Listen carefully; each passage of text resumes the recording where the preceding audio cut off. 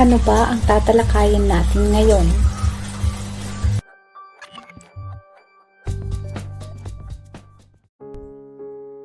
Pag-unawa sa bullying at ang epekto nito.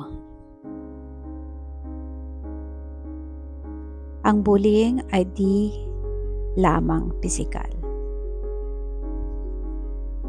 Maaari itong verbal, social exclusion, pag-iwas sa pagtaboy sa isang tao, o cyberbullying.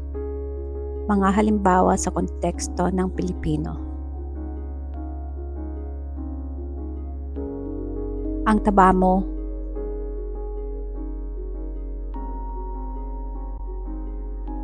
Di ka bagay dito.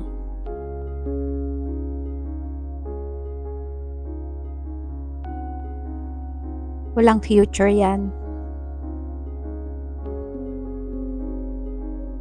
Mga group chat kung saan gumagawa ng memes tungkol sa isang tao nang walang pahintulot.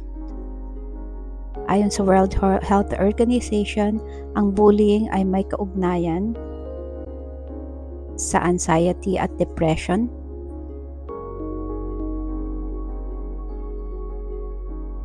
mas mababang akademikong pagganap,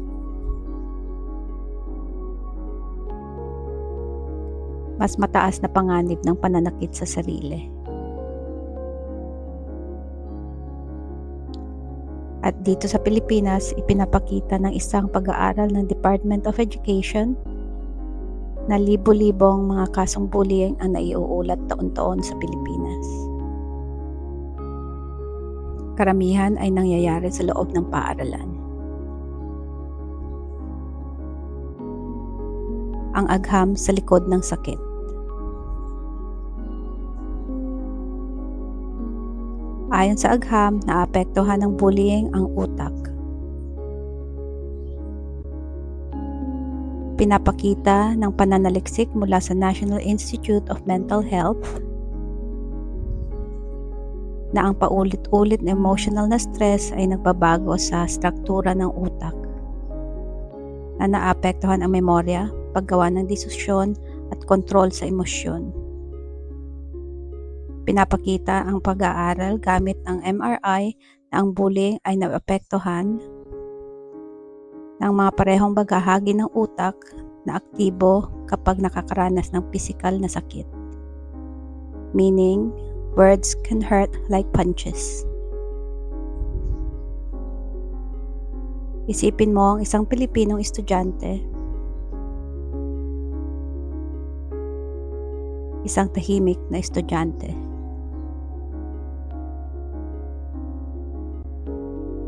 Nakaupo sa likod ng classroom.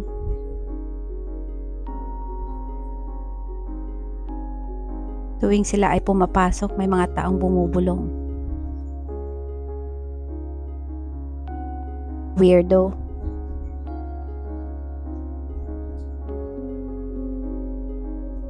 Walang kaibigan.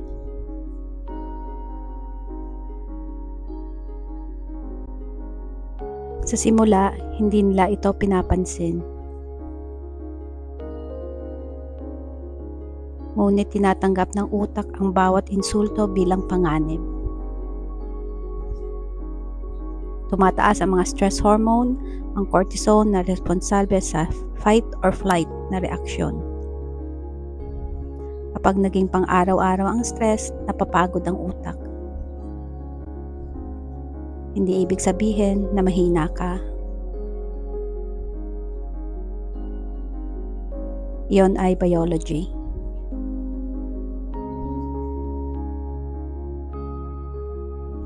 Isang halimbawa ng emosyonal na storya. Kilalanin natin si Alexa.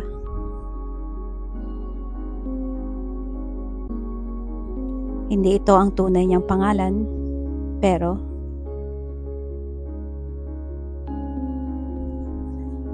si Alexa ay maaaring sino man. Si Alexa ay pumapasok sa paaralan na may bitbit na mabigat na bag.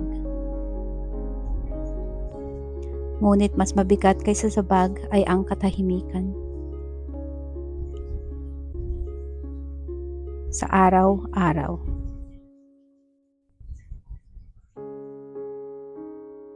Ang kanilang mga post ay pinagtatawanan.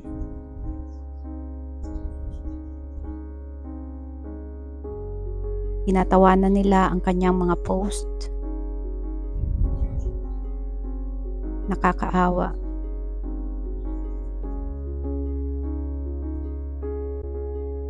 Walang mangyayari sa iyo.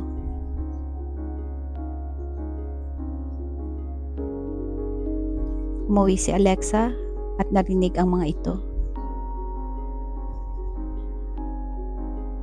Huwag mo silang pansinin.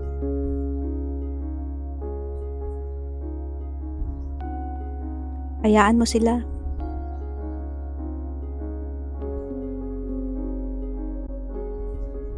Pero ang siyensya na ang nagsasabi na hindi ito ganon kadali. Natuklasan ng isang pag-aaral sa Journal of Child Psychology and Psychiatry na ang bullying ay nagpapataas ng panganib ng depresyon hanggang 4 na beses. Humihiga si Alexa sa kama tuwing gabi. Tahimik ang silid, ngunit maingay ang kanilang isip. Minsan, ang mga tahimik na estudyante ang nakikipaglaban sa pinakamalalakas na laban. Ang panahon ng pagbabago. Isang araw may nakapansin.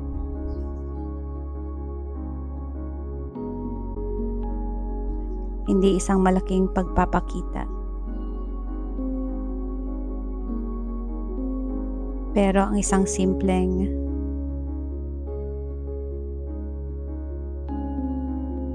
"Uy, okay ka lang?"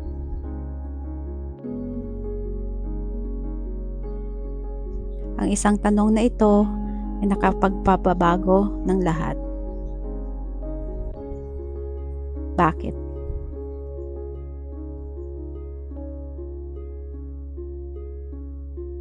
Dahil ipinapakita ng pananaliksik ng isang suportadong relasyon, isang kaibigan, guro, o miyembro ng pamilya ay maaaring mabawasan ang epekto ng trauma ng hanggang 50%.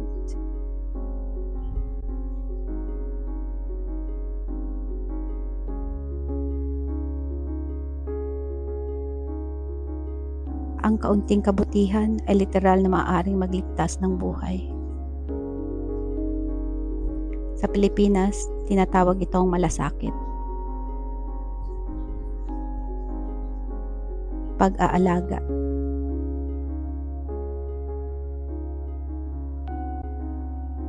Pag-aaruga.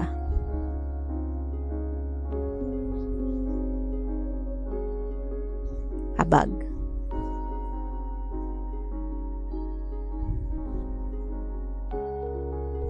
Panawagan sa pagkilos.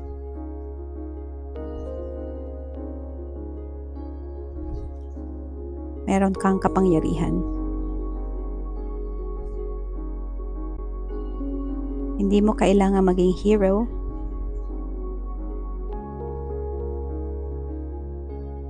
Huwag ka lang maging bully.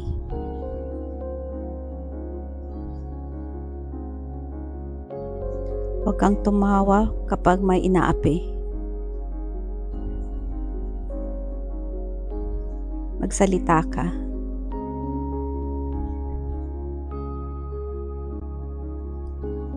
Kumustahin ang isang tao.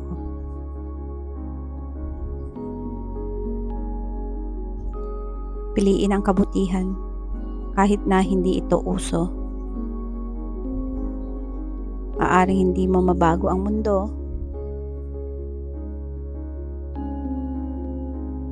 ngunit maaari mong baguhin ang mundo ng isang tao. Mga magpagkukunan at tulong. Kung ikaw o may kilala kang nasasaktan, makipag-usap sa isang tao. Hindi ka mahina kapag humihingi ka ng tulong. Philippine Hotlines.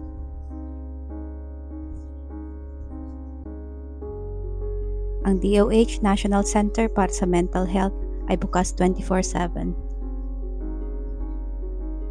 DOH National Center for Mental Health hotline number 1553.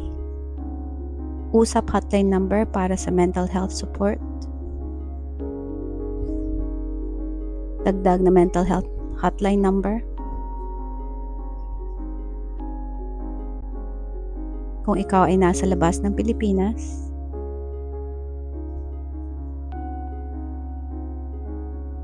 i-research ang suicide hotline at bansa mo o tumawag sa lokal na emergency services.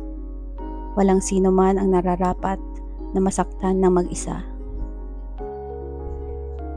Ang kabutihan ay maaaring maging dahilan kung bakit magpapatuloy ang isang tao.